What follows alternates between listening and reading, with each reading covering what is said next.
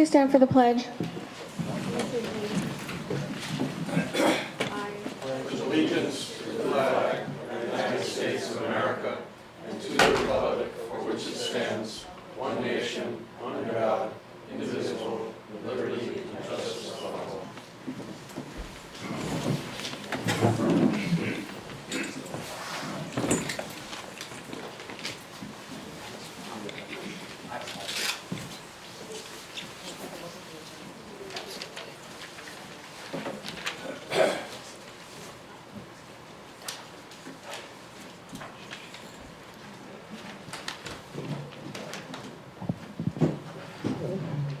And the first item on the agenda is public comment.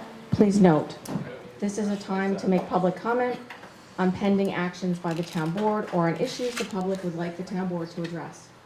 Council members may acknowledge the comments but not engage in direct dialogue. Comments shall be no more than 2 minutes. If more time is needed, written comments may be submitted to the town clerk at clerk@townofhurley.org or left here before you leave today. Comments shall be respectful. Personal and political attacks and character assassination are not permitted. With that, anyone wishing to make a public comment may step to the microphone. There's a list up there that people signed up. Is the mic here? Yes. No, it's up there. It's here now. Keep you guessing. It might not be on. Good evening. Toby Carey, I live in Lenox Avenue in Glenford. I want to thank the town board for two of the resolutions that are on the agenda tonight. One is approving Greenway.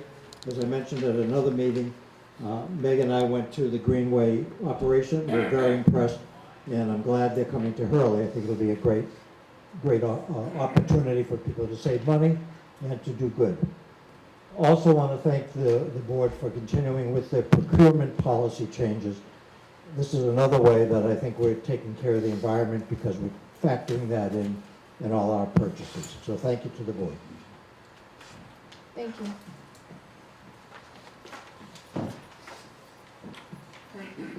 Good evening, Supervisor McKnight and members of the town board. My name is Joseph Zeitler. I'm an attorney with White & Ostrom Hanna on behalf of our client Southern Realty and Development. I'm here to speak on two issues tonight.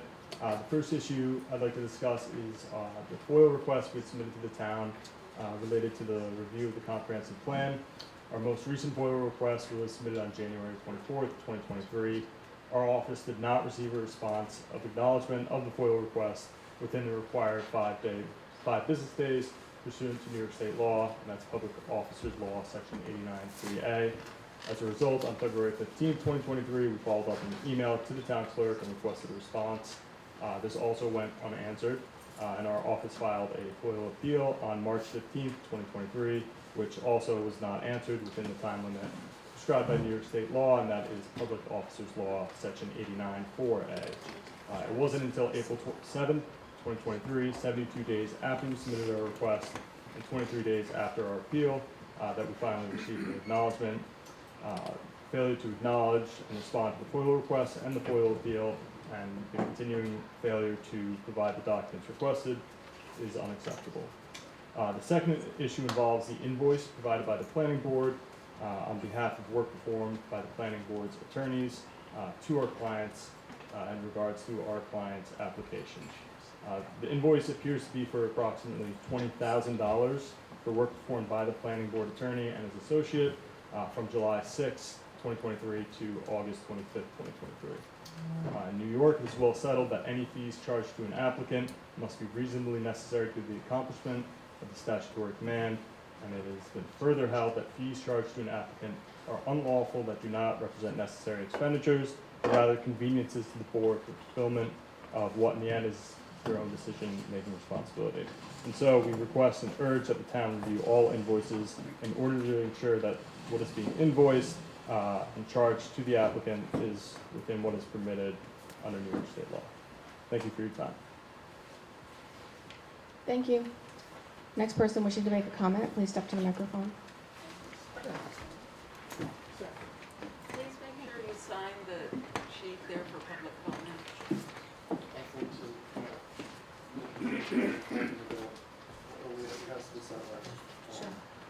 Sure. Yeah, everyone's. Is that enough for you? It was I'm sorry, did I forwarded. jump in? Go right Sorry about that. Good evening, my name is Christian Muller. I live at 241 Orchard Street here in Hurley. I'm writing this in reference to our most recent attendance at the Hurley Town Board meeting, which took place on September 5th, 2023.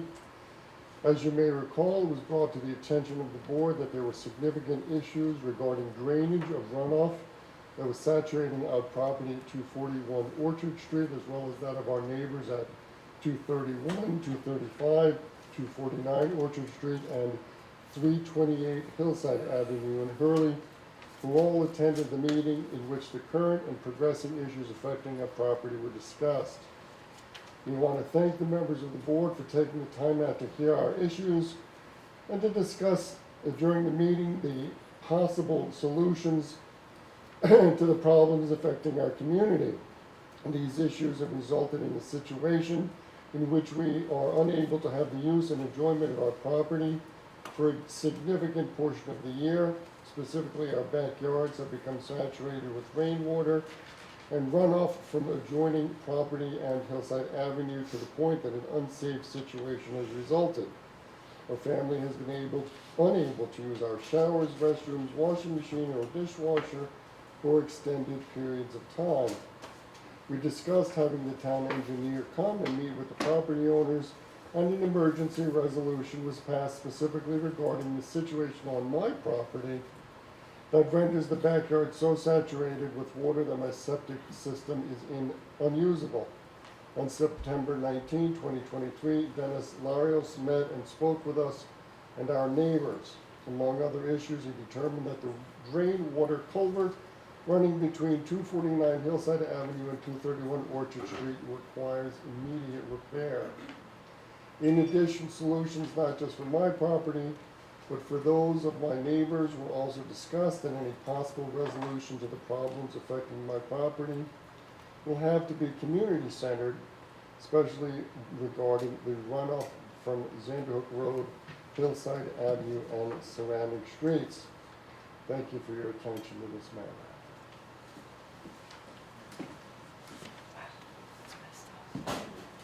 The contractor will be starting work tomorrow. Wow. Yeah, hi, I'm Kathy Donlin, 7 Wildwood Drive. I was told the RFP for Wildwood Drive. Okay, I'm Kathy Donlin from 7 Wildwood Drive. I was told that the RFP for Wildwood Drive had been put out. But what I found out is, to me, it was typographical errors. What went out was for Woodland and Kimball, which are in Hurley. Wildwood is in West Hurley. And to my knowledge, there still has not been an RFP specifically for Wildwood. It's coming. But when I emailed, I got told it was done. There was a mix-up, but it's in the process. Thank you, that's all I need to know, but you know, it's like typographical errors, I just wish you guys would double check sooner. Thank you.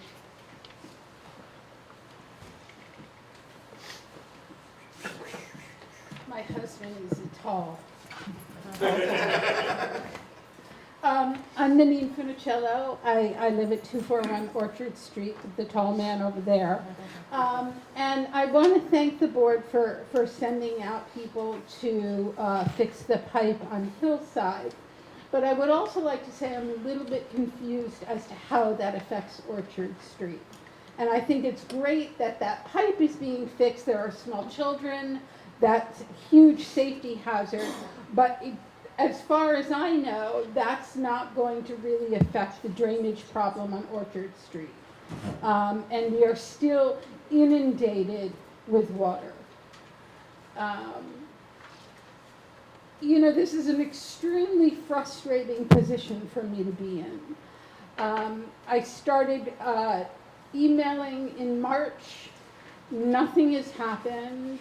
And you know, my husband is right. For a significant amount of the year, I have to shower at my parents' house. I wash my clothes at my parents' house. We have gone to Stewart's to use the restroom more times than I think I would like to admit and Stewart's would like to admit. And so I'm really confused as to what exactly is going on at this point. And so I'm hoping that we get some answers today because frankly, I'm living in a house that I can't live in or sell at this point. It's unsellable. It's also unlivable. So I'm hoping that, you know, we get to hear a little bit today about, you know, it's great that the pipe on Hillside is being fixed, but how is that going to affect why we all originally came here, which is that Hillside and Orchard Street is underwater. Thank you.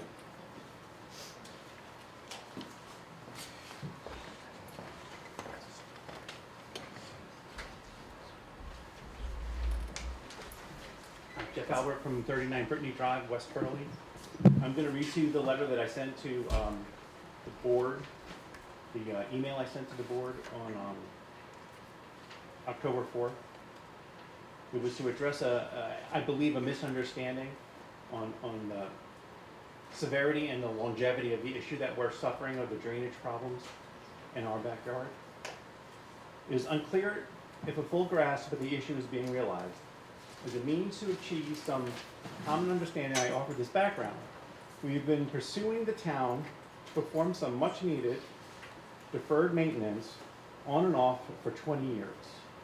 I started asking Linda Cook in 2003, and later Clyde Russell in 2013, to look at the situation as it seemed to be getting worse every year. I've texted messages from 4 years ago with Mike Schultes, offering to help coordinate a site visit with my neighbor.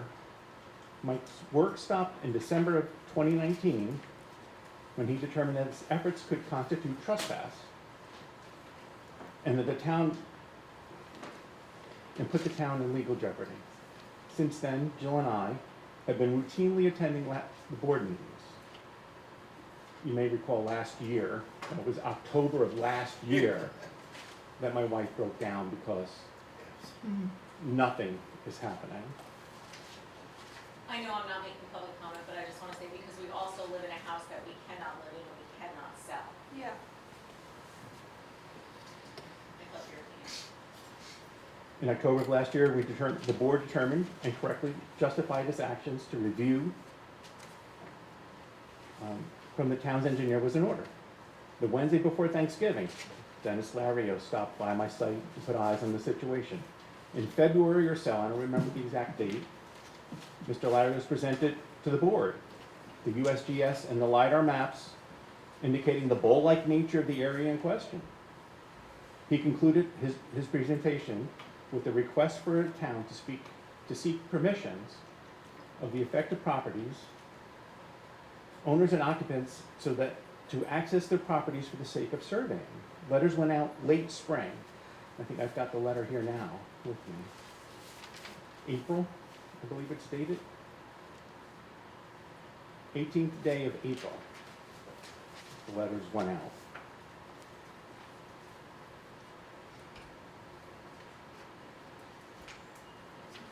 And was shared with the engineer in June. I believe permissions the permissions are set to expire in December of 23. December 31st of 23. At the end of this year, 8 weeks away. This in-depth survey was lead to a knowledgeable assessment of the area. Something simple like there's a beaver dam, breach the dam and the water will drain, or something more complex like we have to build a swale so the water can flow to the sea. Is supposed to be the outcome of this effort. I thought the engineer is designing the fix, not implementing it. He's sending people to survey, not run excavators. Traditionally, August seems to be the driest time of the year, but I'm no expert. It seems to make sense. The longer days lead to higher temperatures. The warmer air can evaporate and hold more water. During summer, there's also a lot of plant growth. Plants, with their growth and all their leaves, perform a wicking of even more water from the ground, a process known as transpiration. When the leaves fall, I believe they contribute to the problem. All of the benefits of summer are escaping us, and still nothing is getting done. Jill and I were told that the ground in autumn was too wet, and that we will need to wait until it firms up with the frost and snowpack. The winter was too warm for any snowpack, so the ground never got firm. This led to spring with its April showers, and again, the ground was too wet and too muddy. Then summer, too wet, too muddy, and too many leaves seemed to be the issue. Now we're back here at the start of the annual cycle, the fall. There is too much mud, the ground is too wet, and the leaves are in the way. All the while, Jill and I are spending tens of thousands of dollars trying to keep our basement dry and our backyard usable. The town has yet to do any meaningful actions to alleviate this continuous threat to our home and property.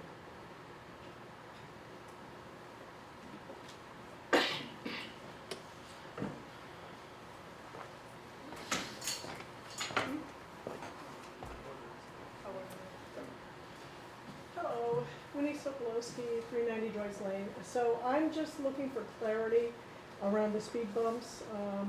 I did receive an email from Mike Schultes today that said he had gotten quotes, but he said, I'm not clear on whether an RFP has to be drafted. He mentioned an RFP needing to be drafted by the town attorney, if that has to happen first. Whether or not you guys can act on the proposals that he said he sent to you. I don't know if that's the case, or what has to happen actually. What are the next steps to move this forward? So apparently he sent me procurement policy. It does look like more than $3,000. It needs an RFP. So if that's the case, will the attorney start to do that? And then he said he needs you guys to issue a resolution to purchase before he could move ahead anyway. So I'm trying to get clarity on what the next steps are in order to move this forward. So I know it's on the agenda for later, so just wanted to bring that up. Thank you.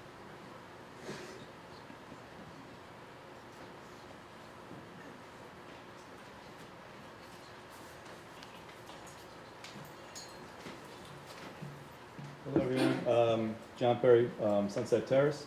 So first thing I just want to say is one of our great employees at the town, Glenn Hostetter, is in the hospital and potentially on his last days here on earth. So I just wanted to send out some positive thoughts and prayers to him, please. Moving forward, tonight I came up thinking that I would be talking about a budget that was presented 3 weeks ago with an 11% decrease, which was false. That was over $200,000 in mistakes. And then I go on the website 3 o'clock today, and there's actually a new revised budget. No notice to the public. Nobody knew about this. So I find that very disheartening, being that this is the last meeting before election. And the fact that the 11% decrease, which was false, was never rebutted, either on the website, social media, or in the newspapers. Now, I only had a little bit of time today to go over the new budget, the revised preliminary budget, and it's actually still wrong. There's actually $31,792 of added mistakes, literally addition mistakes. So I hope that you go back, revise it again, look at the mistakes, use the CPA that we're paying $400 an hour to make these corrections and put forth a better budget. I did not get a chance for the revenues, but I will say this: the non-tax revenues that are being grabbed out of the air by this administration are definitely not justifiable. As of right now, we're over $100,000 in behind in 2023 revenues, and it's only going to get worse. Things are slowing down, so I hope everybody understands, and please take a look at that and revise. That's your opinion. Thank you. Please be seated. Comments?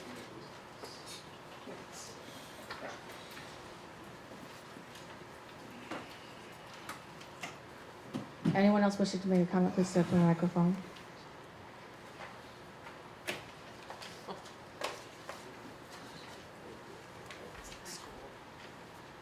Is there a motion to close public comment? Is there a second? Second. All in favor? Aye. Any opposed? So carried.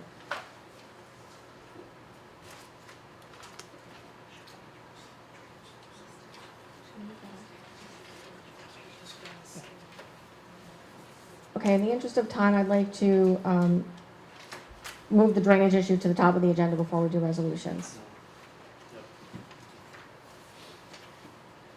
Okay. engineers in the room. Cassie? Before he speaks, I want to let you all know that on August 25th of 2011, Freeman posted an article on drainage, how this problem has been going on, and these problems have not been even worked on till now. I'm glad you're all coming, because we're actually, as you can see, trying to work this out and figure out how to fix it. I would also like to say that when you talk about the drainage issues, our drainage water's going to always run downhill. So if we change that pipe somewhere, usually it's going to cause a problem down, because now it's running the water down. So we all know this is a huge, major problem through our town, and we basically got to start at the top and work our way down to get it all fixed. We also had double the amount of rain, so I'd like to take it away. And honestly, we've been getting stuff about this for over a decade, and now I'm hearing even longer than that. So you've got a board here that's working on it, and you've got people here to talk to.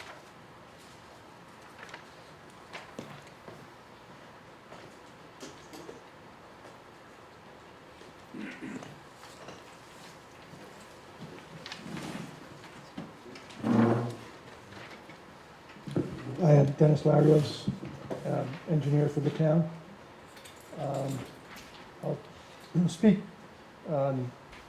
directly to the Hillside Orchard Street situation that. I'm going to give you that. That's okay. So we have started, first of all, there was an emergency situation with safety of a pipe collapsing and a sinkhole forming that could have caused personal injury up at Hillside. So you folks are correct that that doesn't solve your problem, but it was something that had to be taken care of immediately as an emergency. And we understand that. And we are now mapping and studying a solution to get the water, the significant amount of stormwater runoff that comes down Hillside from Zandhook and numerous town roads connected to Zandhook, and all discharges right here where that pipe is collapsing, and ends up down going through your properties, the three of you on Orchard Street. So we are evaluating solutions to that, conveyance of that stormwater. The good news is several years ago the town put new drainage on Orchard Street. We discharged down to the brook, so there's adequate capacity and piping system in Orchard Street. So the challenge now will be getting it from Hillside to that system in Orchard Street, and as much as possible away from your properties. I feel very bad for your saturated condition there and the hardships that that's causing. I live at the bottom of the hill as well. Fortunately, I don't have a septic system connected to municipal sewer, so and it's been, in the last 3 months, normal 13 inches of rain, and we have 23.6 inches July through September this year. So, which I'm sure compounds the situation for you. I do have some other ideas too. I would like to maybe talk to you afterwards. As far as Brittany, we were waiting for several months for permission to enter the properties. That came, In April. didn't come to us in April. I don't know when you got the letters back, but I think they went out in April. They went out in April. All the letters Not got, everybody signed them. all the letters were returned by early June. So we have to get a survey crew out there. We've sent them out twice and they have not been able to function. They will be there in November to survey that 800, 900 foot area between your backyard and the pond, where we believe, based on the county LiDAR, that a drainage project could be undertaken to make the water flow from the area behind your home to the Holly Hills subdivision and the formal drainage that exists from that pond down to 375. November of 2023. Yeah, they'll be there. They were there 2 weeks ago and they just couldn't feel they could they could get in Yeah, it's a and mess. it's a mess. They would be sinking down to their knees. We know. So, hopefully they'll collect enough data where we can design a solution. I will also say that the highway department, I believe, found some diverted drainage on Holland up by the well pump house that was sending more water in your direction that was supposed to be going through an easement down to Holland Drive. So that is being taken care of as well by the highway department directly. They've asked us to stake out the drainage easement in that area so that they can improve the flow of water away from your properties and down to the natural course of drainage on that end of the subdivision. So are there any other drainage? Wildwood is being tooled to go out to bid in the next few weeks. Plans are done, specs are done, they have to be refreshed, a little updated with a few changes in discussion with the highway superintendent, but that's ready to go out to bid. And that's not an RFP, that's a formal bid, construction bid. Kemble Terrace and Woodland Drive is currently out to bid. Bids will be received on that project November 8th, I believe. Dennis, there was a couple, it was two on Drive, and Park Drive, at the very beginning, we have that easement that goes all the way through the development, I think grown up, we need to try to get that, identified, marked out, and we gotta clean that up. Alleviate some of the upper, drainage. There's a lot of stuff. Yeah, it's all over. You said 22.6, our rain gauge at 30. Yeah, I was just going off the Mohawk weather station. You would know better. Our rain. But on that one, just please see me so I know what to order the survey for. Dennis, I have a question to ask you. The fixes that we're talking about is to move the water downstream. Moving it downstream, is that going to affect other people's properties? For example, like we did a fix on Hillside Avenue and out Orchard Street. Well, the water was flowing through the culvert on Hillside already. It's just at the top of the pipe was collapsing and the bottom of the pipe had rotted out. And the ground was sliding into the pipe and I'm saying, is there a fix that's going to happen that where the water moves downstream, it doesn't affect other properties? We don't want to move the problem from one area to another area. Correct. In that respect. So this has to be a colossal fix, more or less. Right. Well, with respect to Hillside to Orchard, fortunately, as I said, there is a nice new system in Orchard with a new 30-inch pipe all the way down to the brook. So if we can effectively convey the stormwater from Hillside to that new system in Orchard, so it doesn't flow out and over these properties, I believe we can do that without impacting downstream. So we have now bids going out for Woodland, Kimball Terrace, Brittany Drive, and also for Hillside. Now, Brittany Drive is in the design phase, survey design phase. All right, survey, okay. Wildwood and Broad Street is ready to go out to bid. Kemble Terrace and Woodland are out to bid. So in other words, when the bids come back, we can start the work almost immediately then, at that point? We would make a recommendation of award based on the bids received to the board, and you can award it at the meeting, at your next meeting after November 8th, whatever that is. Okay. And then you go to contract with the low bidder that hopefully will get good bids. Could this fix be done over the winter by chance? Sure. Okay. Sometimes it's easier with a little bit of frost in the ground to do these projects. Well, I know in the past though, But if the frost gets too deep, they have to defer. I understand that. But I understand in the past though, like all these projects had to start in the spring, in a sense. And these are major problems right now that need to be addressed as quickly as possible. Well, our bid calls for the work to be done within, I think, 120 days from the date of award, which means work over the winter. If frost gets too deep, the contractor can ask for an extension, but some winters we get 3 inches of frost, some winters we get 3 feet, so. The reason I'm asking this is because we have easements on a lot of these properties. expire shortly, and then we have to do it again. No, the easements I think the easements for construction are permanent. Okay, all right. The permissions to enter Yeah, on Brittany are temporary. Thank you. Any other questions? Thank you. Thank you. Thank you, Dennis.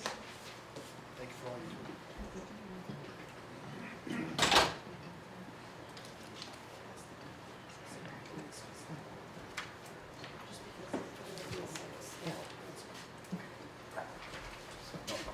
All right, let's move to resolutions.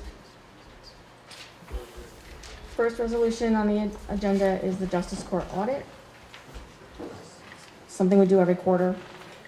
Whereas the Town of Hurley Justice Court has submitted its audit and control records to the Office of the State Comptroller and has certified those records to the Town Supervisor for the past 3 months, July through September 2023, the Hurley Justice has submitted its closed case log for audit to the Hurley Town Board on October 17, 2023. All records are available on scheduled court hours on 24-hour notice to the court for any Hurley Town Board member to review. There. Somebody tell them to be quiet. Or shut that door. Just close that door. Therefore, let it be resolved to accept the records as presented. That's the motion. Is there a second? I'll second that motion. Any discussion? Hearing no discussion. All in favor? Aye. Any opposed or abstaining? So carried.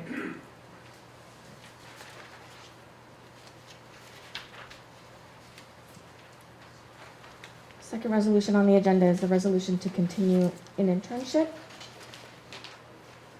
Whereas the supervisor's office provides a valuable opportunity for local students to gain experience and build a resume within local government, and whereas the town is in need of support for its existing employees with day-to-day tasks, and whereas Molly Ty was interviewed and chosen for employment beginning in July, and whereas the length of her initial employment has ended, now therefore be it resolved by the Town Board of the Town of Hurley to continue Molly Ty's employment to perform the duties of intern in the town hall for a maximum of 20 hours per week at a rate of $14.20 per hour from Fund Line 1620.1. Is there a second? I'll second the motion. Any discussion? Yeah, where is she working in the town hall? Wherever she's needed, she's done a lot of work for the court. She's worked in the clerk's office, she's worked in the supervisor's office. Also building department, I think. She's doing a lot of filing, things like that. Any further discussion? All in favor? Aye. Any opposed or abstaining? So carried.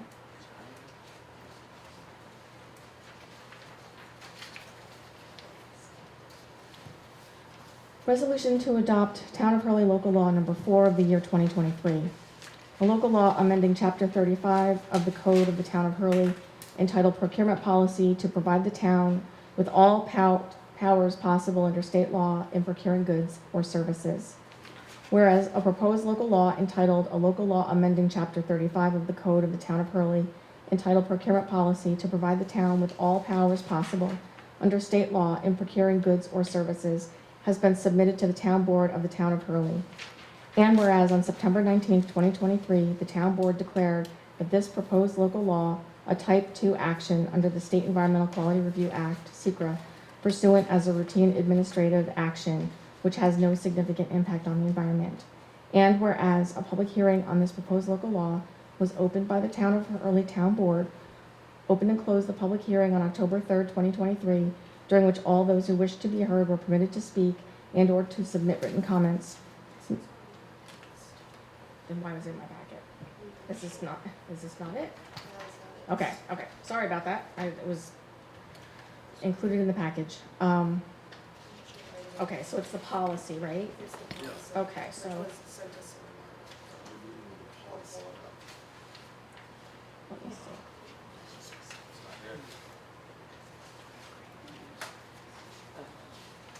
Okay, it looks like it got left out of the packet. Did you read it for me? Thank you. Should I move on to something else? That's what happens when you're sick for a week.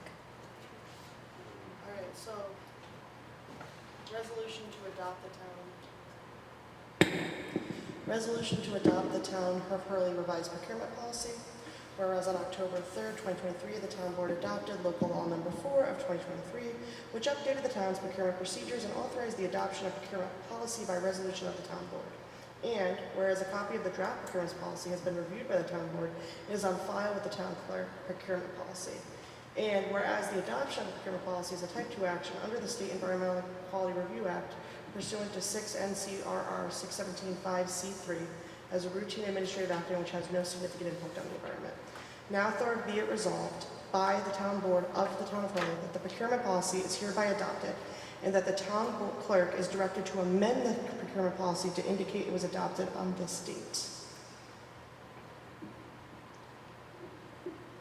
Who wishes to make that motion? I'll make that motion. Okay? Is- Second. Thank you. Is there any discussion? Hearing no discussion, all in favor? Aye. Aye. Any opposed or abstaining? So carried.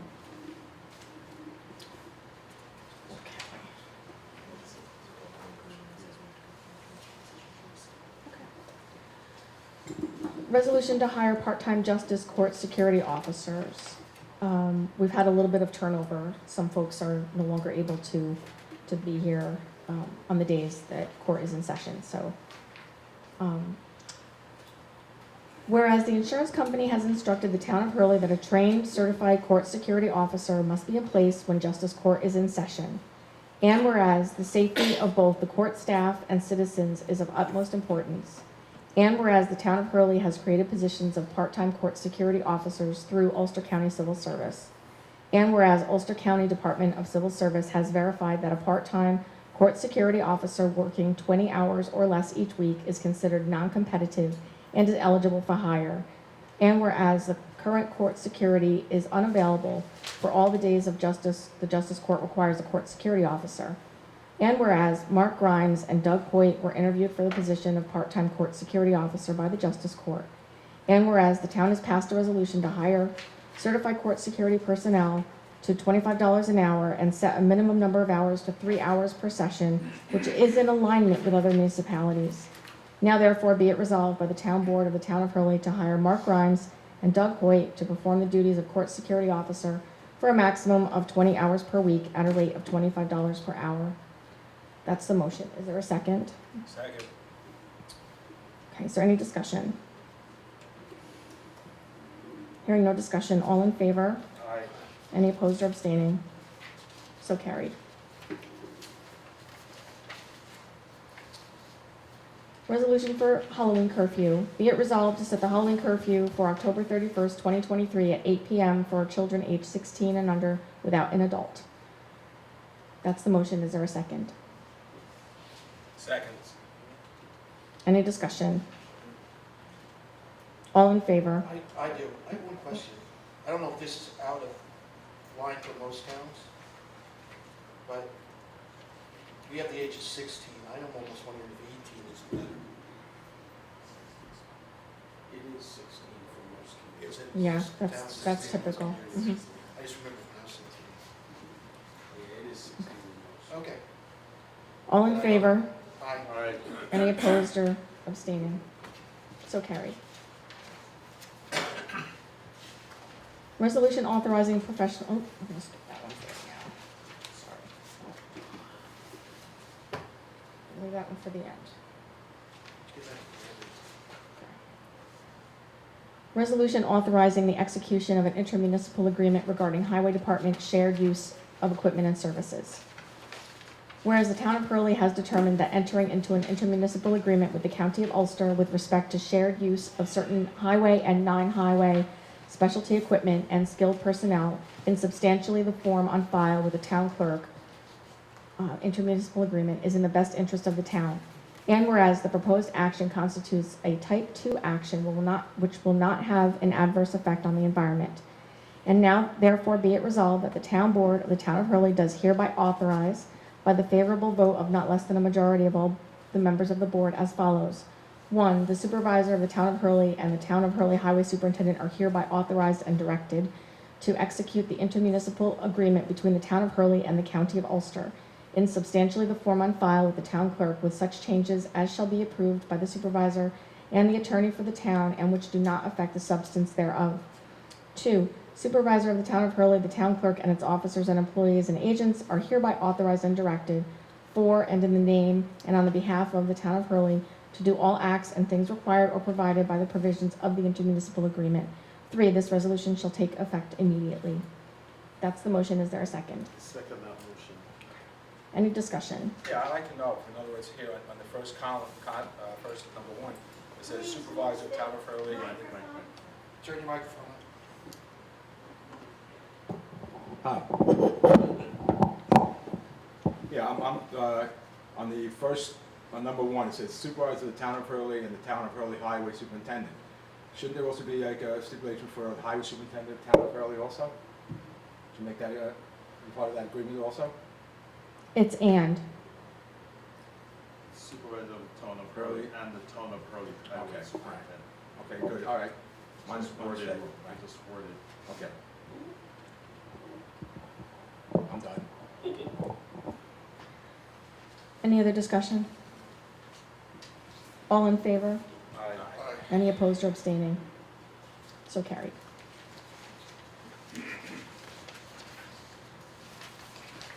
Resolution authorizing cannabis growers showcase. We were approached by Radio Woodstock WDST to do this. They've done the same thing down in Milton. Whereas Night Owl Farm LLC proposes to participate in a cannabis grower showcase at 1360 New York Route 28, West Hurley, on Saturdays and Sundays from November 3rd, 2023 through December 31st, 2023, between 10 a.m. and 8 p.m. And whereas approval from the town is a prerequisite to participate in the showcase. And now therefore be it resolved that the town board of the town of Hurley hereby authorizes the town supervisor to execute a letter to the Office of Cannabis Management indicating its support of the showcase and any necessary corresponding documentation as needed to carry out the aims of the letter. That's the motion. Is there a second?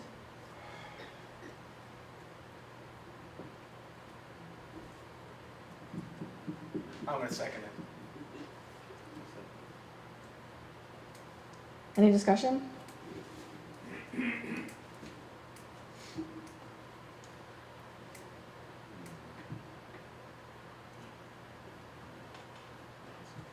Hearing no discussion, all in favor?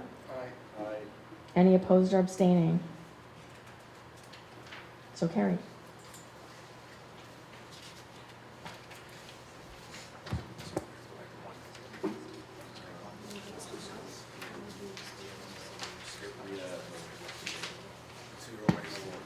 Okay, let's move along. We're going to change the order of the agenda again, and we'll move speed bumps up to the next item on the agenda. Linda? Um, What about the zero waste? Cassie wants us to wait a few minutes to do that.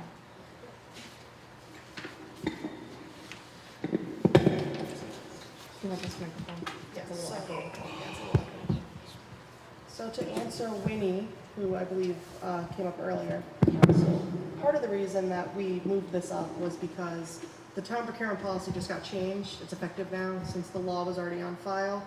So the way it works now is you were absolutely told the correct thing, that the old procurement policy, an RFP was needed. Now all that's needed is 3 quotes, I believe. The number was 3,000 from Mike Schultes.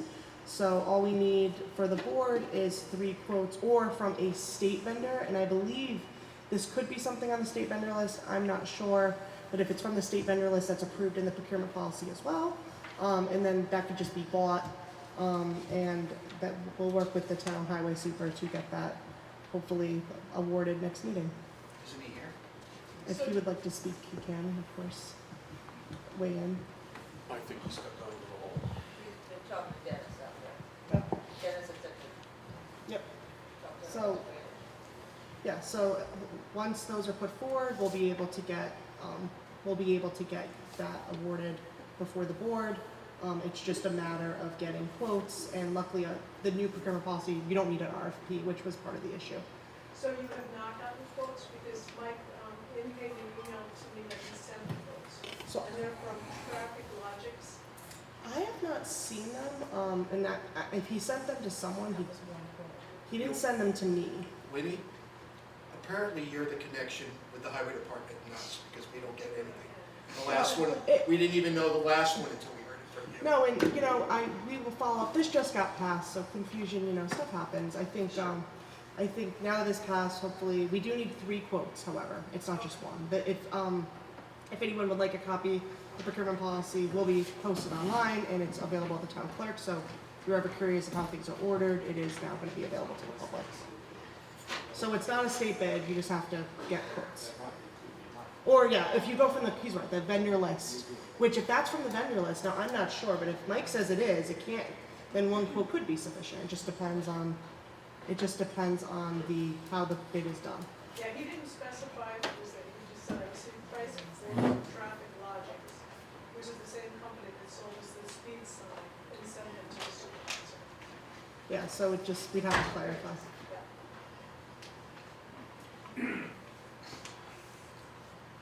So Mike, I was just sharing that, your email that you said you sent quotes, and just getting clarity, that's all. That's not giving me the whole story. I'm sorry? I said that closed captioning doesn't give me the whole story. Okay, so, well, I'll let you guys. Yeah, so I just informed her of the new procurement guidelines, and I said, either you'll have to send 3 quotes to us, or if it's off the vendor list, the one you sent her, which it could be, I'm not sure, we could authorize that at the next meeting. So I was just questioning if that was off the state vendor list, if you knew, and if we could get one off the state vendor list, whatever is easiest. I think it was under $5,000. Is it But under? again, you gotta get this, you have to get the signage to put up with the homes, because you have to identify them from both directions. Plus, we need a couple more speed signs and some other signs, so there's, So for but they the, don't all come from the same spot.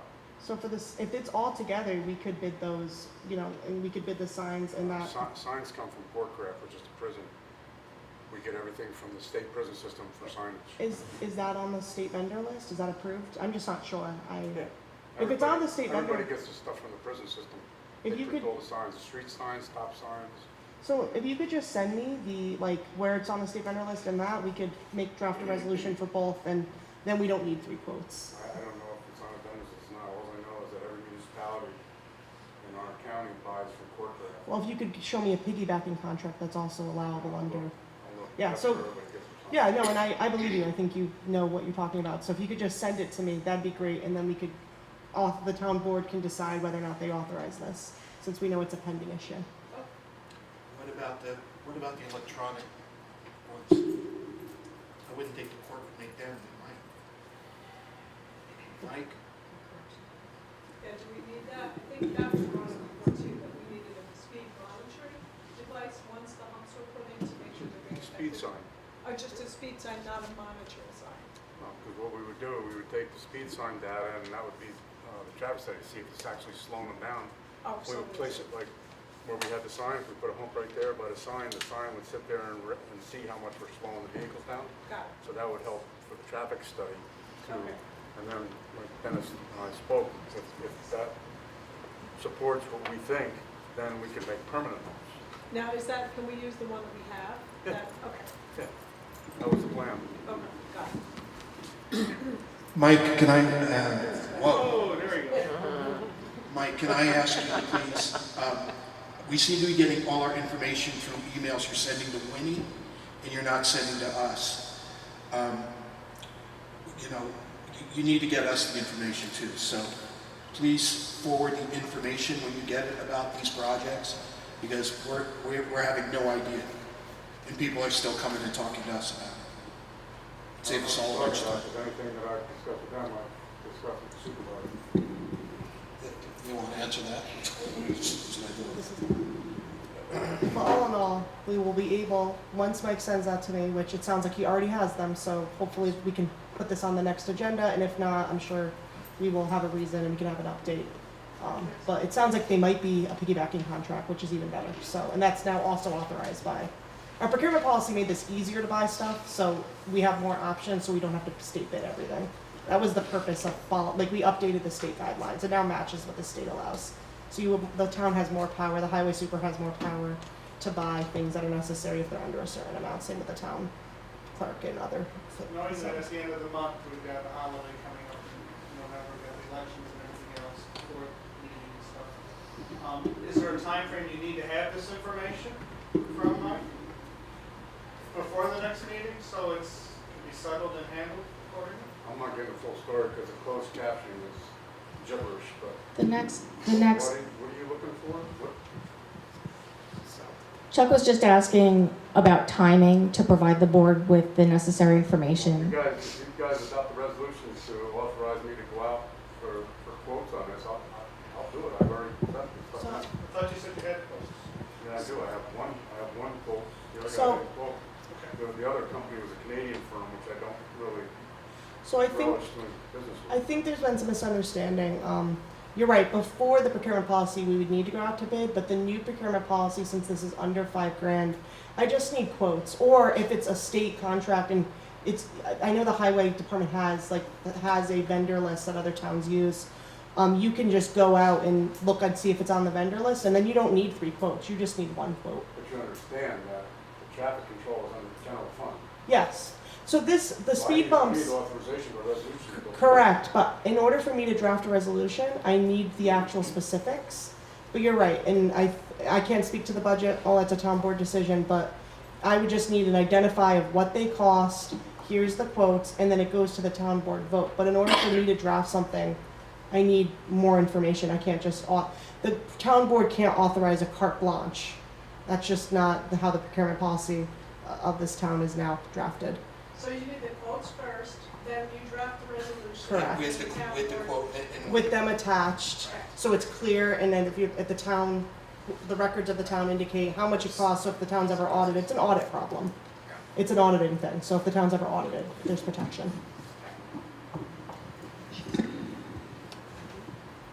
I have one question for the board. If we get this information, these people have been waiting for it for a long time and have had a bunch of dangerous situations. Could we call an emergency session basically to sign this resolution that gets built up? We could do it as soon as we possibly can. And then we can get the order in. And my question is to Mike, I know when you get the signs from the quote, the prison or whatever, that sometimes they're not able to be available at that time. They gotta make them or whatever, so it takes more time. I take it they're probably gonna be what, the 25-mile-an-hour speed limit signs. That if we can't get them in time, maybe that we could work with possibly some of the other towns we work with. Basically, maybe we can get a couple from them that they might have extra. And when we do finally get ours, we can swap them back out so we can get this thing done. The thing you're running into now is the winter months. We're not going to leave those temporary speed bumps out in the winter months. You can get the sign, you get the signs out now. And honestly, you could put them in the ground and then unbolt them.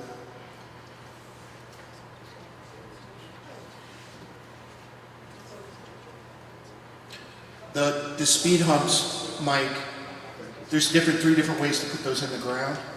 And one of them is they basically with a sleeve and a long bolt. And a grade 8 bolt. And it would only take literally a ratchet to pull them in and pull them out. The temporary speed bumps won't stay in the ground for the winter months when it's loud. I'm saying you can put them in and pull them, take them out, put them back. It's only a matter of a few volts. Let's Okay. move along. I'd like to do department reports first, and then we have one resolution that we have to do, and then we'll carry on with the rest of the meeting. Does the highway superintendent wish to make a report to the board? Let us know where things are at with all the work that's been done pertaining to the 284 or anything else that you wish to update the board about? Well, we're in the midst of paving right now. We got Cedar Streets completed. We did Park Lane and Maverick Park, and we did Ridge, the portion of Ridge over in Hurley Ridge. We're waiting for Callahan's to give us the schedule to do Circle and Roberts Court. Then we're doing in-house, we're doing a piece of Stone Road, we're doing Reichel Road, and we're doing a little section patching on Wall Street Extension. Everybody was real good. They had a lot of patience with us while we did Cedar Street. That was a big job. Right now, I talked to Leslie. We got the invoice in. I'm waiting for you guys to sign that voucher so I can run that check. I want to take the check up there. I want to get a canceled check, and I want to get it submitted by November 4th so we get that money this year. That check will be run this week. What's that? The check will be run this week. Yeah, just let me know when, and I'll run it right up there. Yep. And I think they can give me an electronic cancel for it. Mm-hmm. So that'll be important that we, that's why I always like to start paving in May, so I don't have to be under the gun, and I can get the paving done, get the vouchers in, and get the check back and whatnot. Because they raise us up now from about $244,000 to approximately $265,000 a year in reimbursements for the 4 programs for POPs, emergency, snow, paved New York, and CHIPS. And the first one we want to use is POPs, because if we don't use that, we lose it. Some of the CHIPS money I can roll over. So I'm probably going to have a little bit of rollover money this year. And we got to talk about the revenues that you have in the budget, because they're kind of skewed. We got to get that figured out and get the budget on track. But otherwise, drainage. Every day is another drainage issue in town. Yeah, for me too. And it's nonstop. And as Dennis said, we're probably going to have to bond to get some of these projects done, because I don't know what the cost is going to come in for Kimball Terrace, but I'm guessing it's going to be in the $500,000 range. And then we have Wildwood to go after that. So we actually put a little, we had the milling machine for the day. We paid by the day. It was cheaper when we did Cedar. So we actually went up and we milled a little bit on Wildwood to smooth it out, because it's just beating the heck out of the plow. Broke the plow that plows that road. So we put a little bit of blacktop down on that road to smooth it out for the winter. But the sooner we get some of these projects done, again, after we get done with Wildwood, and then we got the Brittany one, and we got the Arnold Drive one, and we got too many to name here. So. Hey, Mike, is 122 Woodland Drive on your paving list? Whitley Drive? Woodland Drive. Woodland. Woodland? Yeah, that drainage ditch. We're still trying to get over there. Between the rain and the paver breaking down, and the blacktop plant's been broke down more than we've been able to pave. We can only get type 7 material that we're using for our paver out of Eastern Materials up on Route 28. We were hoping the new plant, 28 Materials, was going to be open this year, but unfortunately they didn't get DEC approval. Callahan doesn't make type 7, so we're at the mercy of this other plant that is sort of run like Fred and Barney. So we're doing our best to get everything done. Okay, thank you. But you're on the list, Mike. Okay, thanks. Anything else? Thank you. Thank you.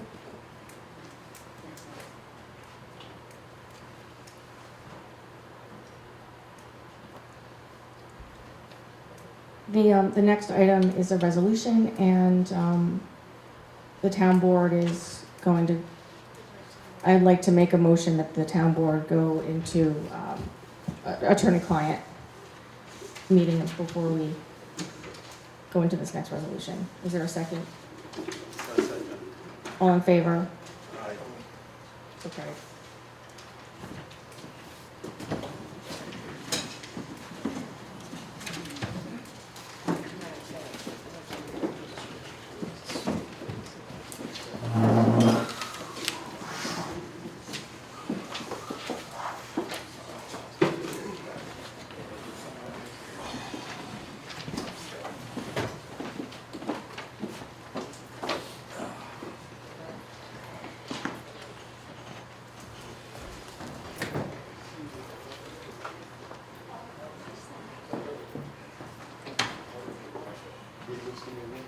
This is done.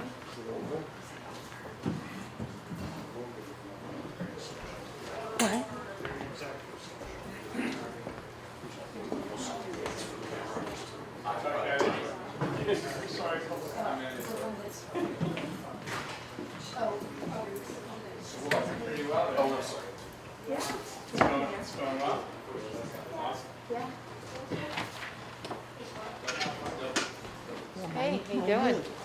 Pretty Yeah, good. how was it? Joey was over like right after you had that done. Joey was over for lunch right That's after. right, he had a lovely time. Oh, thank you. So it's so good? You look like you're fine. I'm not right.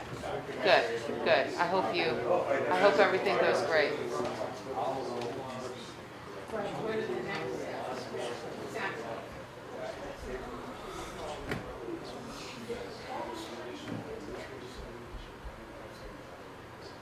She did that.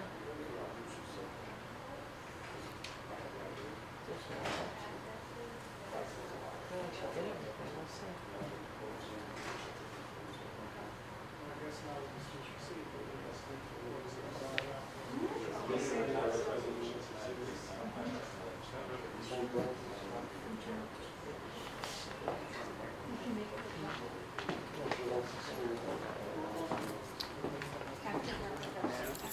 No, I want to see what they're doing.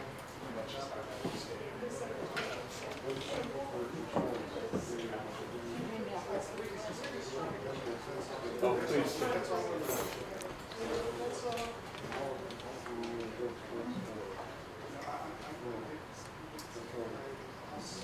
Your drainage problem sounds like a real nightmare. It is. Oh my It is God. definitely a nightmare, It sounds horrible. How long has this been going on for? Yeah, and this has been the first year so far. I mean, we've always had a bit of an issue, in our yards. So for this part of the year, it's always been sort of wet and intense. So, You can't even shower. yeah. What? That's bad. Yeah. Where do your parents live close by?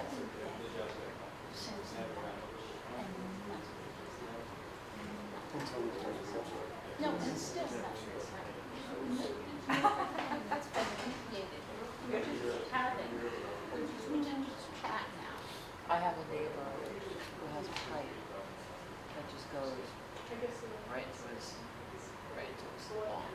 Like it just flows right into it. But it's not as bad as yours.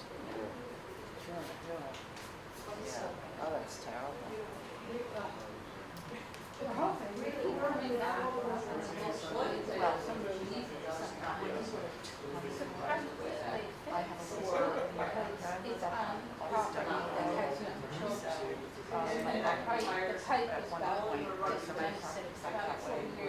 ask my permission to post that picture online?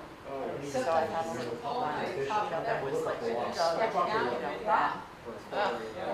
yeah, right. But I mean, it's smaller than a swimming pool, really. But it overflows. But we're hoping far away from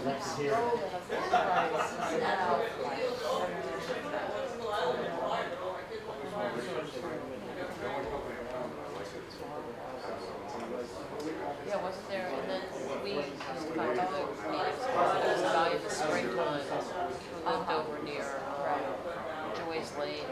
Horrible drainage problem too. I mean, and he was just like tearing his hair out, also saying, you know, this has been years, nothing has been done. Yeah.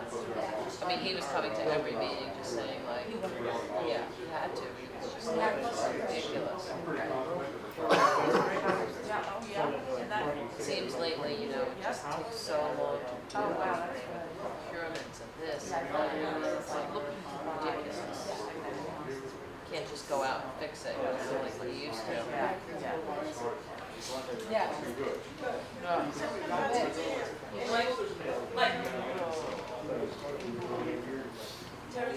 Where does your mom live? Does she live in? She lives in Kingston. Still does.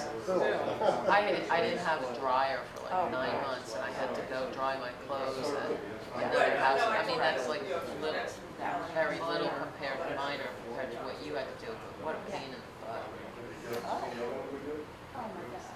With kids washing and.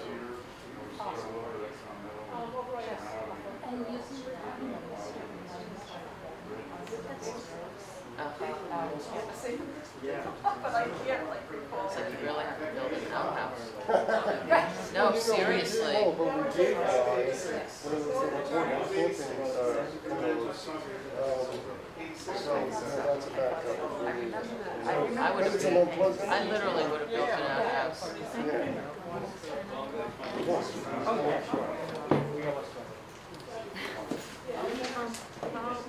Finish up that conversation?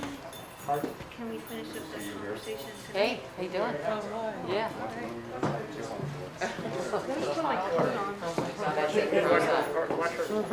I stumped Frank today. Oh, what did Mushroom you? picture. Oh, really? I told him I've been checking of the wood. He said, no, never seen that one. Oh man, I found a couple of Hen of the Woods the other day. They were just beautiful. Let me see the photo. He didn't know what it was? That's unusual that he doesn't know. Oh, that's a Hen of the Woods. Yeah, that's a Hen of the Woods. No, chicken is, oh, that's a beautiful one. Where is that? I'm gonna go pick it. Where is it? It's Boyce Road. Oh, Boyce Road. 101 Boyce Road. Is It's it- down the driveway on the west side of the house. There's, I'm gonna write that one down. 101 Boyce Road. You should pick it though. Those are delicious. There's about 6 or 8 of them there that are bigger than the one I picked. Oh my God. 101 Boyce Road. Yeah, it's going down the hill. If you go down the bottom of the hill there and take Glenford Wittenberg Road and go up to the top and go down Boyce Road. 101. And it's Anne Marie. She probably won't be there. She may be there. But I can text her and say that I got somebody that's going to come over and pick them. Otherwise, the lawnmower guy is going to come and mow them over. Oh yeah, I would love to get them. There's like probably 6 more. Oh my God. Wow. They're delicious. All you do is you cut them, clean them. Sometimes bug comes I picked out. them right off. Came right off. There was, Yeah. there was a big maple tree growing there. And Yeah, usually they're on the base of oaks. There might have been oaks. Yeah. There was a big tree there though. They cut it down and they ground the stump down. Uh-huh. And then around the whole outside where the roots used to be, all these are grown up. Yes, that happens a lot on stumps. So I mean, it's like a 5-6 foot circle with it. Oh my God. Yeah, go up there. Oh, I will. Thanks for the tip. It's like finding You'll have gold. to cook a little bit and let me taste them. So Yes, I mix just made soup. Because I'm scared to death to eat any mushrooms. No. I'm afraid I'll start seeing rainbows or something. I wish I would. I'd eat more of them. Hey Joe, how you doing?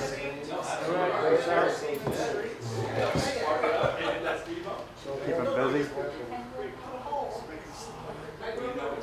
I'm retired now, Oh, are you? mandated by the state of New York. Because COVID killed me. You know, my sister works for hospice now. I don't know if you ever met her or not. Karen Kelly. Oh well, I'm going. I gotta go get some dinner. What's that? But I'll text Couldn't handle it. Karen. I'll text her tonight and tell her that you're gonna stop down and grab Yeah, me. ask her if it's okay. Oh yeah, she said it was okay. Oh, great. She already told me I could come back and text Should I her. knock on our door before I pick them? No, I'll just text her and say that my friend Karen's coming over to grab them. Okay. I'll pick them up tomorrow morning. Okay. Thank you.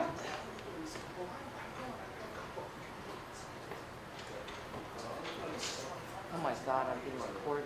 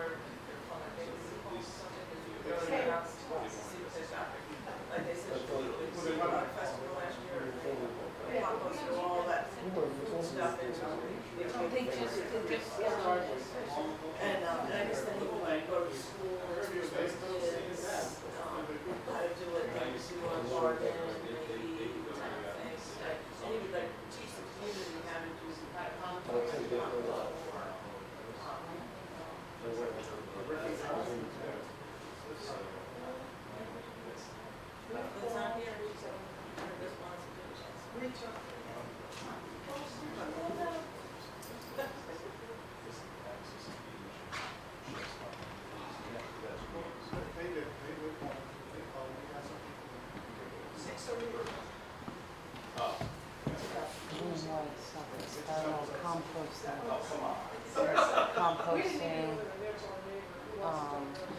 up. Greenway.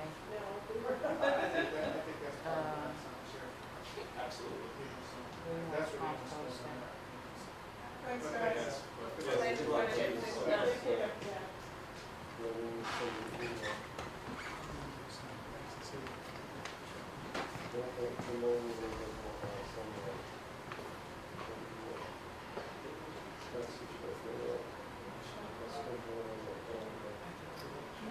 Go ahead.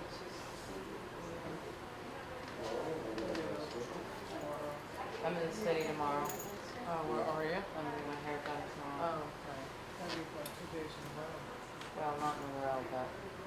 All right, tomorrow's Wednesday. Oops, sorry. All right, see you later. Yep.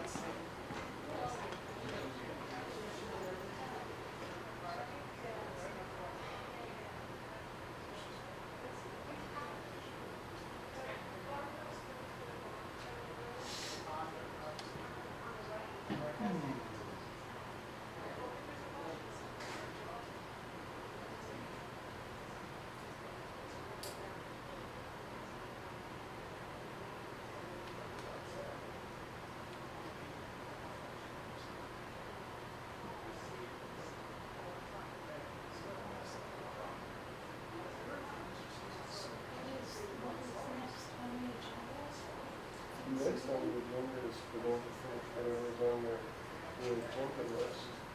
And then adjourn is how it's done. And then adjourn, yeah, and then we'll come back next time.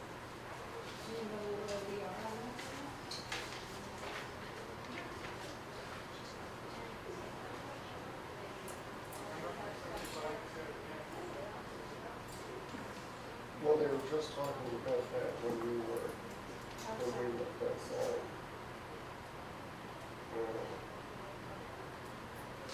Court security officers. What do they need those for? Save some money on those guys. We need court officers.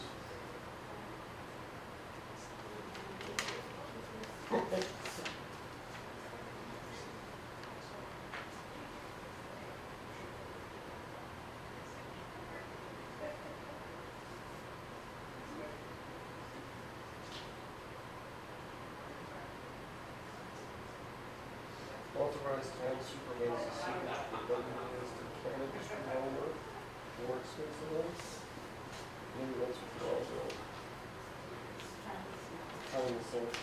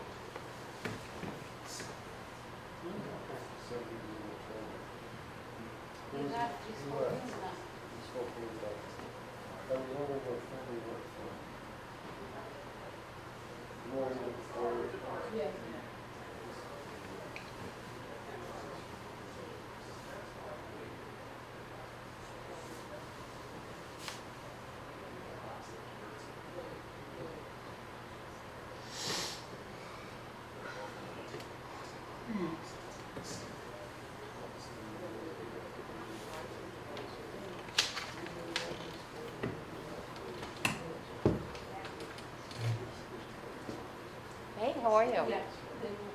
So quiet sitting back there.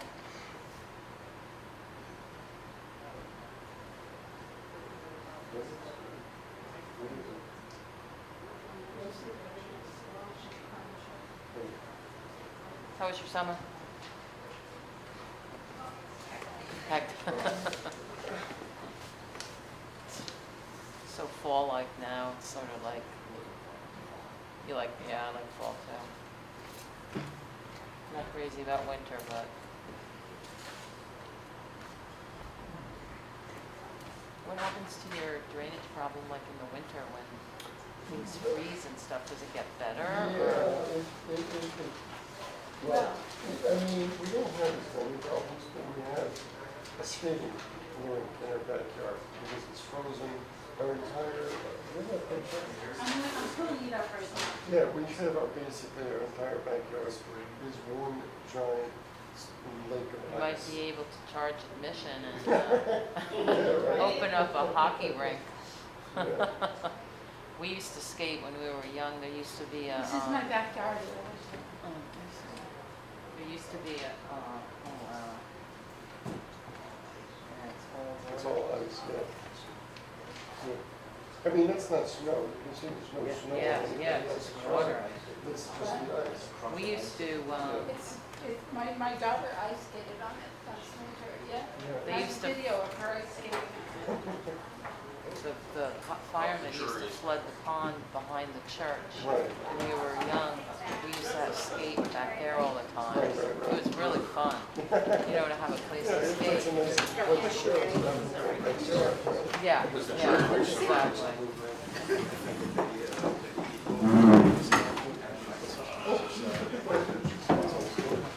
She's skating in my backyard.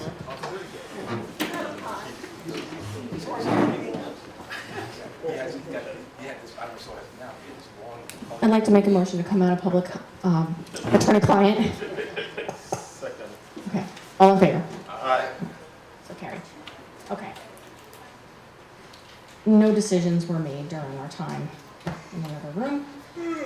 Resolution authorizing professional services agreement, zero waste. Whereas the town of Hurley is a New York State designated climate smart community and is committed to preserving and protecting our natural environment, and whereas the town and its residents produce a large amount of solid waste, much of which is organic waste, which is a leading source of greenhouse gas and is one of the heaviest and costliest forms of solid waste to dispose of.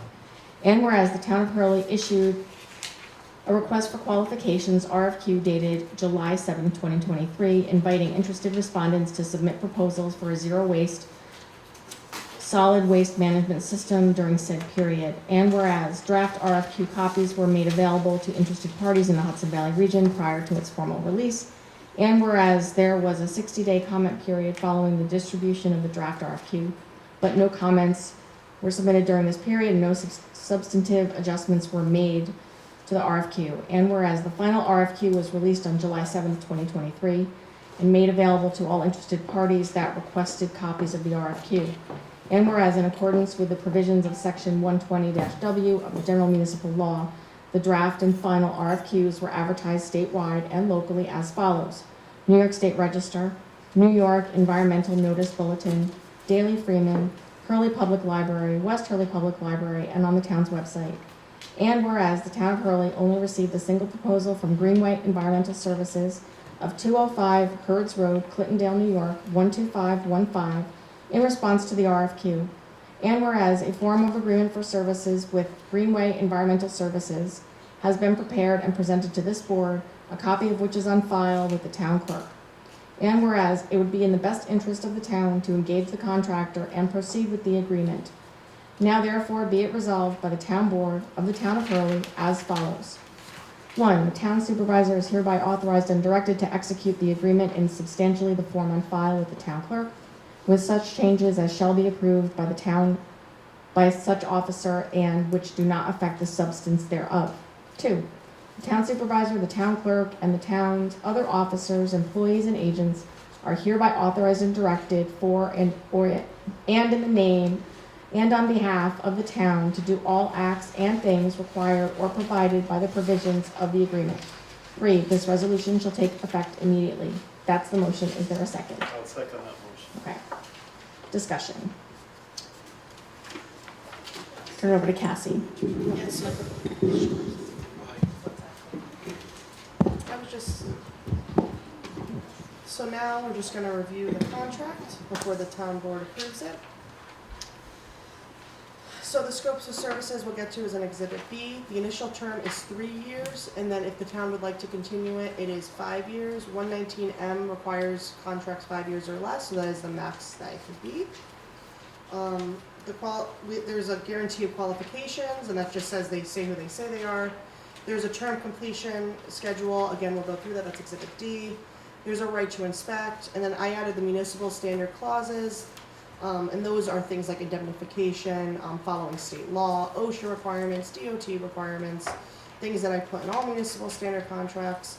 There's deliverables in Exhibit B, and then the fees and expenses, the way they're getting paid, how they're charging, and what they can charge for is in Exhibit C, and then things like reimbursement are now in Section 7 of how they could do that. Section 8 payment is how they get paid. Section 9 is town ownership of documents. Everything done by them is owned by the town. Section 10 is on taxes and how this is a public entity, so how to tax their own selves differently. Section 11 is insurance. It's the standard typical insurance provisions, some of which are required by state law. There's the indemnification provision, which basically says that you can't sue the town if something were to happen. The right to audit, as in with all contracts. There's compliance, they have to follow all state and local laws. And then there's the default. This allows the town to have 30-day notice of written agreement if there's an issue or default within the contract. And then the town reserves the right for early termination only. If the town is not happy, the town can terminate. And then notices, I just put my office and Melinda. No severability, agreement to legally binding. So these are just standard contract procedures. This is the entire agreement. And then, so the bulk of it, standard A, like I said, these are all, my Exhibit A is all standard clauses that are typically required by the law.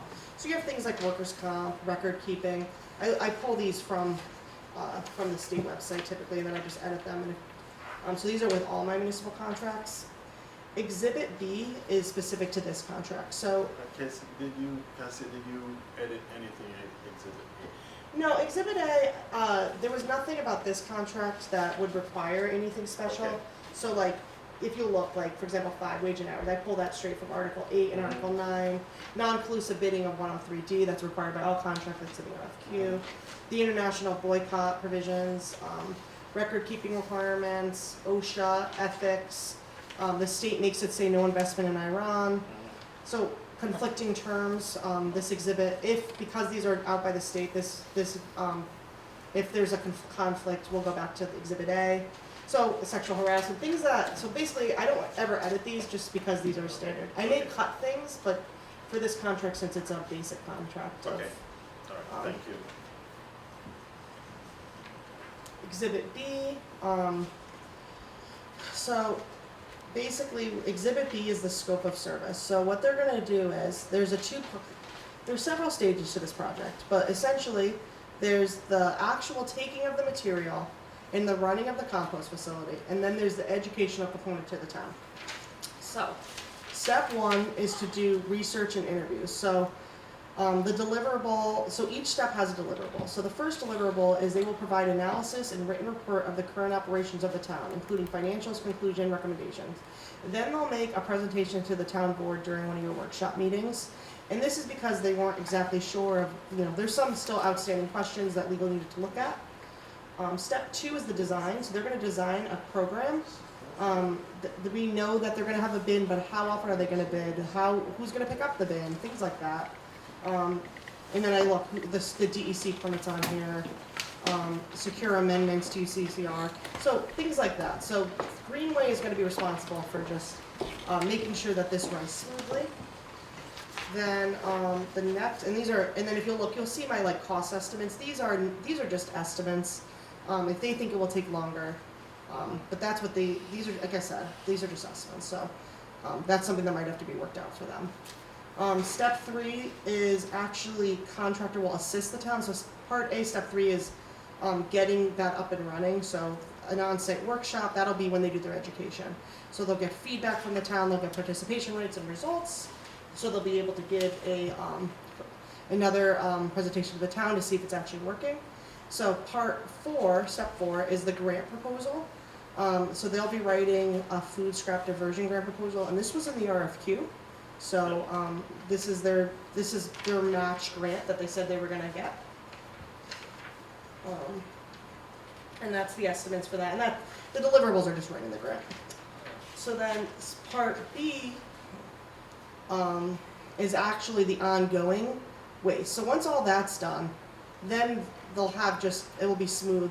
So part 1 is all about setting up the transfer station. Part B is actually like running the transfer station. So once all the deliverables, again, these are what they'll actually have to do. So things as providing transportation, they'll provide containers. It gives their legal holidays and hours, which it's just the transfer station's hours. So I noticed that you did put a total cost on this. So this is about $20,000. And the reason, right? yeah, and the reason there's minimum, correct. Okay. And the reason there's not a total cost is I don't think we know enough. Is part of it. I think there's challenges that are going to come up, and I think these are just estimates. And I expect their attorney to go through these estimates and finalize these numbers prior to signing. Just to make sure that we know, we have a sense that we're Yes. looking at about $20,000 It is about at 20. the minimum. Correct. It's about $20,000 at the minimum, and that's without the grant match. That's just the town board expense.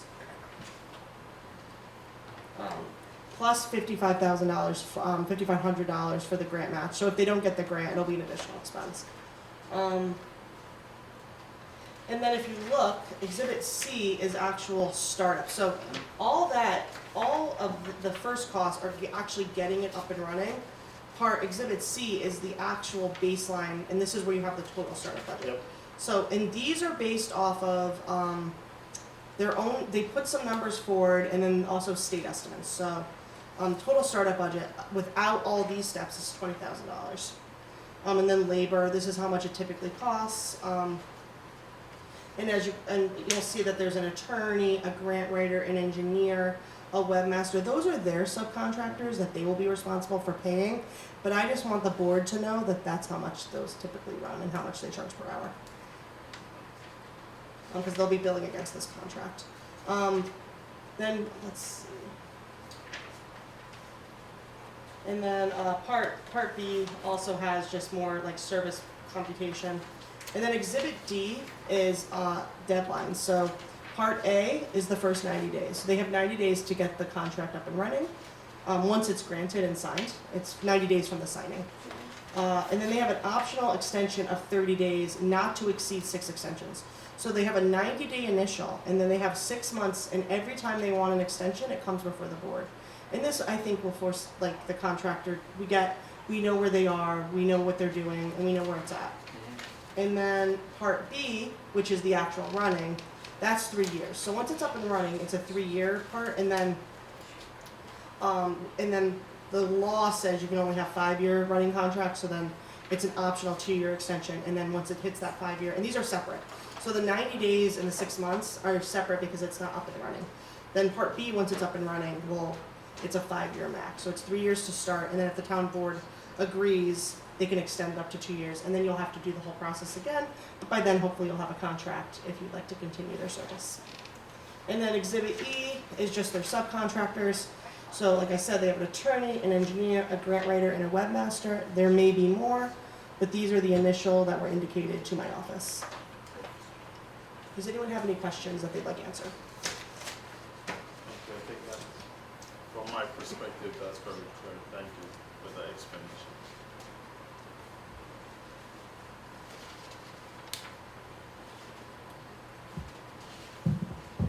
Any other discussion amongst the board?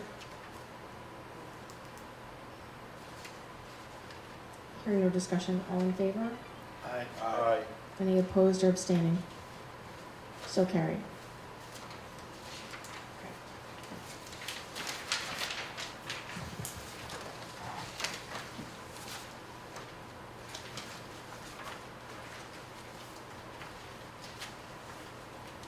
I did ask the board separately by email if anyone had changes to the preliminary draft budget. I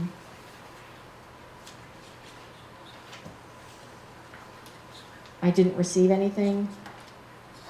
What I would like to say, I didn't send anything in because I just got to the budget last night, and I didn't have a chance to look at it yet. yeah, so there was, the county revised their sales tax projection, so that was the reason for the change, that was set, so. So I'd like to go through this thing, and then I'll send you what I think. No, that's fine. I mean, there's a public hearing next week. Next Tuesday. It's been publicized pretty widely. It's been on the board out front for a while. I would also like to say that any claims of addition and mathematical problems, this is a spreadsheet with formulas. So if something didn't calculate correctly, it's not my poor math skills that are responsible for that. I'm sorry, I'm being a little sarcastic there. I do have 25 years of leading organizations and doing budgets, and so I do not claim to be perfect, but I certainly did try pretty hard to put something together that was based in reality. I'd like to also remind the board that we did a 10-year look back on revenue and appropriations, and it's pretty clear that the town is in fine financial shape. We have a savings account that's got more than $6 million sitting in it. We have a checking account that's got more than $2 million sitting in it. The way that that's invested needs to change because we could be doing a lot better. I will speak with the bank tomorrow about that. I did talk to a number of people kind of in the know about percentage rates and things like that. So I feel pretty confident based on where we are at currently with this year's budget that what is projected here is pretty close to reality. Again, happy to make changes. I look to the board for your input on this. So I just have a couple of comments to make. So the first thing that I appreciate about any budget is that it gives us, this particular budget gives us projection, well, it gives us past actual expenditure over a 3-year period and gives us the actual year to date, which is typical, but usually when you have 3 years of expenditure and income, appropriations and revenue, you're in a much better position to predict what should happen in the ensuing year. So I'm very, very appreciative of the fact that this hard work was done to get at least those 3 years in train. You already mentioned that you did look back at 10 years of data, so that's quite impressive in and of itself. The other thing that I'd like to just ask you as a supervisor and somebody who's very familiar with the process of drafting these budgets is whether or not, or have there been substantive legal changes, regulatory changes to the way in which these budgets are now required to be put together? State Comptroller's Office is continuing to make adjustments, so.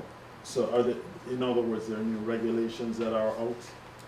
And so some of these formulas would be quite different than the formulas that were previously observed? Is that a true statement to make? Yeah. Thank you. We have seen every municipality. I actually was at an Association of Town Supervisors meeting this morning. Every other municipality has increased their tax levy. That was not necessary because we had all sorts of other kinds of revenue that the town never included in its budgeting. So we were running unnecessarily scant in our services. So the bottom line is that things need to be addressed, and that's the reason for a lot of the adjustments. Also, obviously, there's been increases in electricity rates, in oil, the cost of heating fuel. Insurance is up. Cybersecurity insurance is up. I'd like to also let the board know that when I came in, there was no cybersecurity insurance, in spite of the fact that the insurance company was pushing us to do that. So anyway, that's kind of the high points here. I mean, you know, it's kind of a philosophical decision, right? I mean, in the past, we made decisions to really scale back on services and not provide residents with services for the taxes that they were contributing. The state comptroller's office frowns upon that. They think that if you have a large fund balance and you skimp on providing services and taking care of your facilities, that you're actually taxing people too much if you have a large fund balance. And that's not the case. We just were running so scant that we weren't actually taking care of the things that we needed to take care of. Case in point, septic systems, case in point, gutters, roofs, Condemned buildings. not having sufficient staff in departments to service, and actually experiencing some litigation as a result of not being able to do what we needed to do in a timely fashion, or having not being willing to pay for the appropriate consultants to make sure that we had a proper process that would not leave us open to litigation. So that's the reason why the increases. We've chosen to budget for the revenue that the town has always been receiving, and include that in the budget. You'll also note that in past years, the town chose to include $300,000 of unexpended fund balance every year. I don't think it's a good practice to include money from the unassigned fund balance in the budget. In addition, this year, our revenue projections, we're still in very good shape. We have not spent nearly what we have brought in. There's about, I can actually pull it up because I did this thing. So there's our account balances. $6,357,328.17 is in the savings account. $2,576,413.89 is in the checking account. The reserve funds is $4,236,824.37. Unassigned fund balance is $2,198,527.51. So here you see where we're at revenue-wise. This is where we're at as of the end of September 30th. Revenue we've received is $1,737,443.22. And our appropriations right now is $1,521,718. Last year, we actually had an operating surplus of $200,000.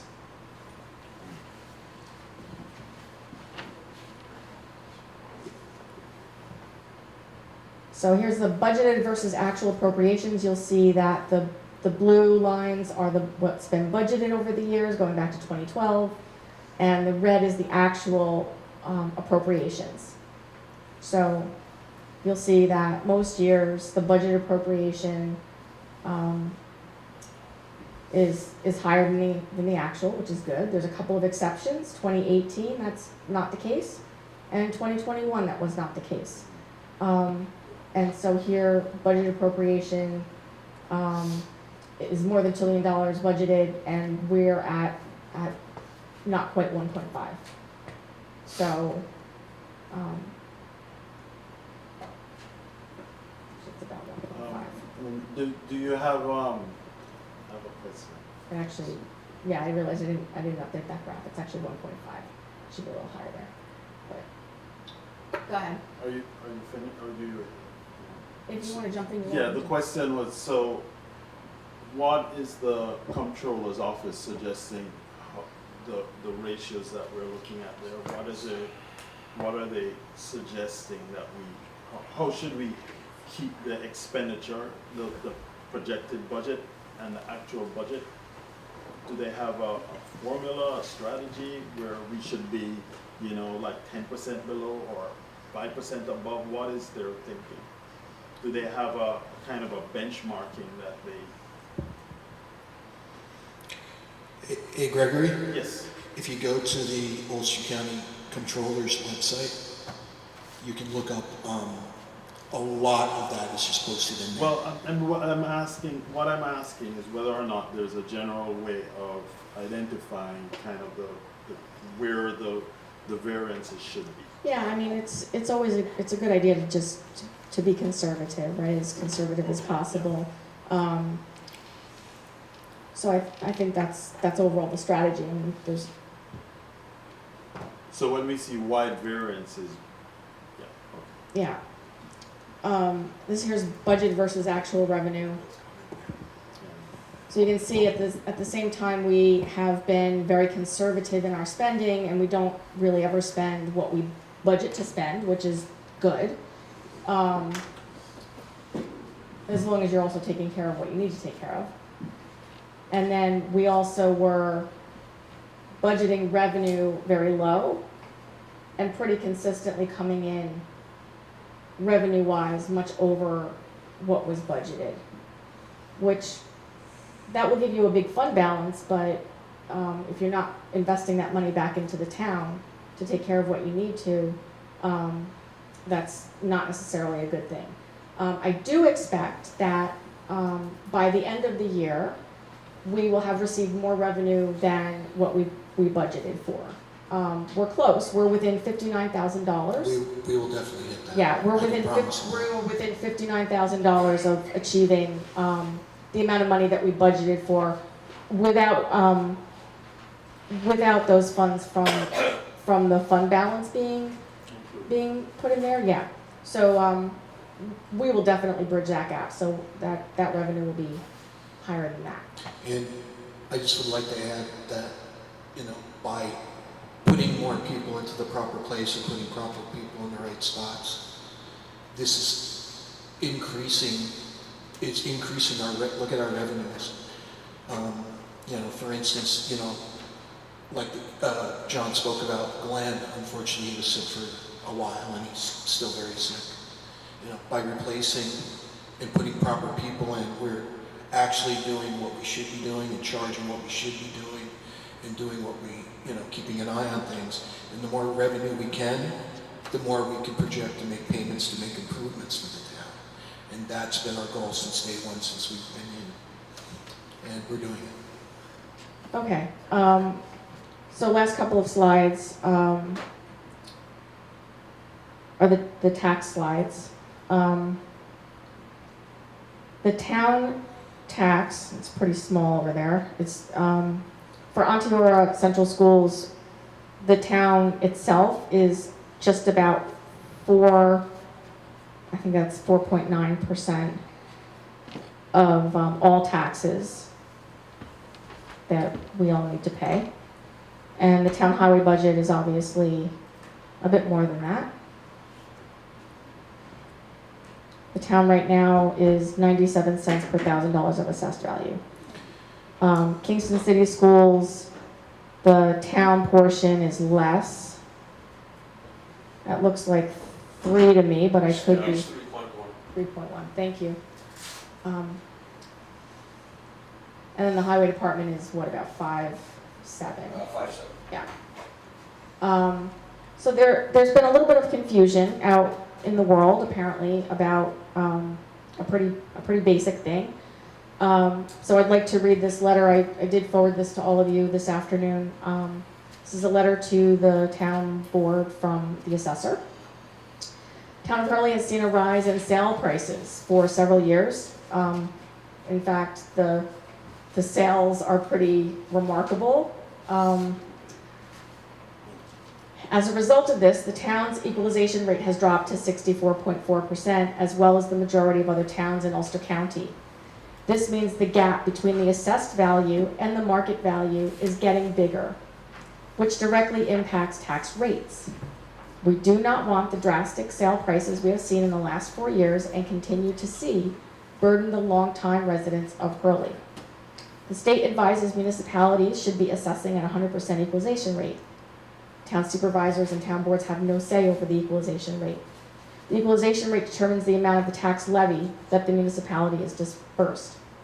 For example, if the municipality shares a school district with other surrounding municipalities and their equalization rate is lower than the others, they are dispersed more of the tax levy, resulting in tax rate increases. Below is a comparison from the New York State Office of Real Property showing the direct impact of an equalization rate on the tax levy. A systematic analysis will be done to ensure all property owners are assessed fairly. This is being done with the residents of Hurley's best interest at hand, with a goal of lowering taxes by raising our equalization rate. If we do not do this, our tax rates will continue to increase, resulting in higher tax bills.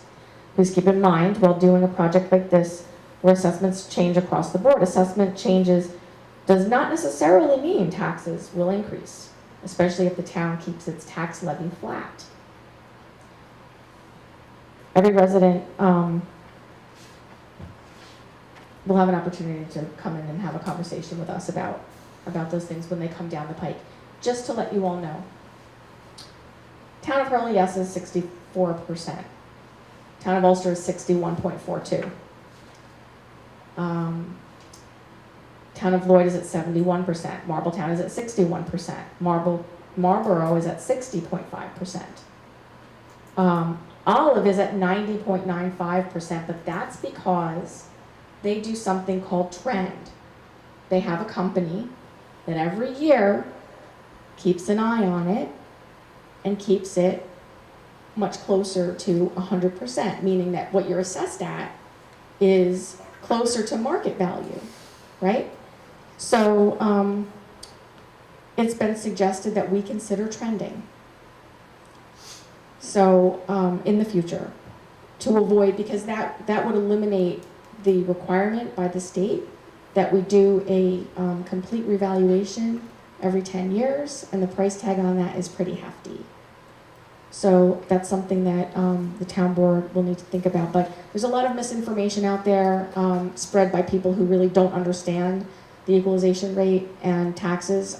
My dad happened to be an assessor and was in banking for his entire career. So I get this, and especially if the town itself does not change the tax levy, then the amount of money that we are paying per $1,000 of assessed value will actually decrease.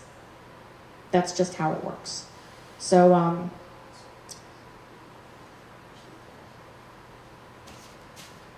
anyway, I'm looking forward to getting some feedback from the town board on the budget. There is a hearing next week. Again, I'm happy to make revisions.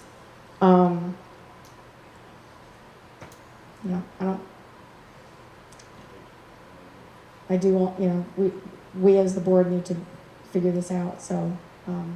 So the revisions next week will allow us to, we need to submit this budget by the 20th of November. Correct. So any comments need to be in by, we should finalize most of it. I mean, it would be great to have them in more quickly rather than less. We lost a little bit of time because I was ill during the last meeting. If I may, we posted a note on the website last year, just before I started here, soliciting public comments. People could submit them by email ahead of time prior to the budget hearing next week. I was going to post that again tomorrow morning. Sure. So we'll encourage people to not just show up at the hearing blindside, but to get their concerns up and in front of you, so you have time to look at them and address them. Of course. Mm-hmm.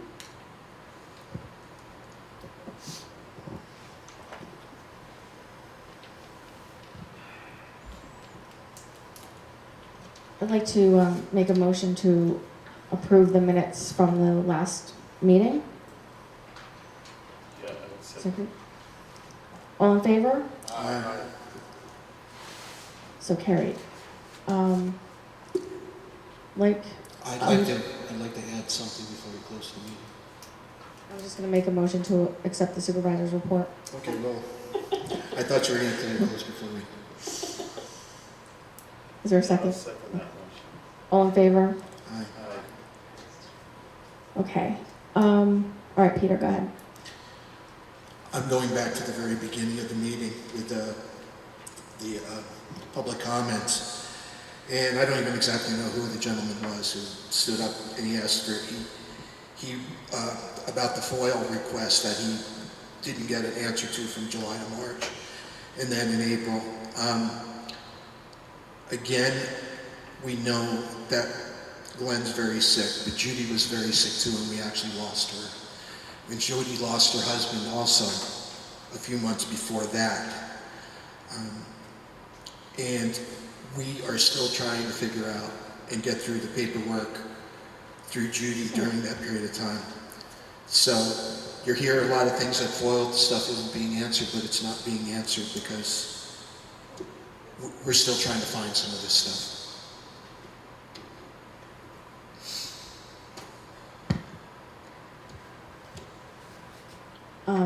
Does the board have anything else to contribute before we close? All right, motion to adjourn. Second. All in favor? Aye. So carried.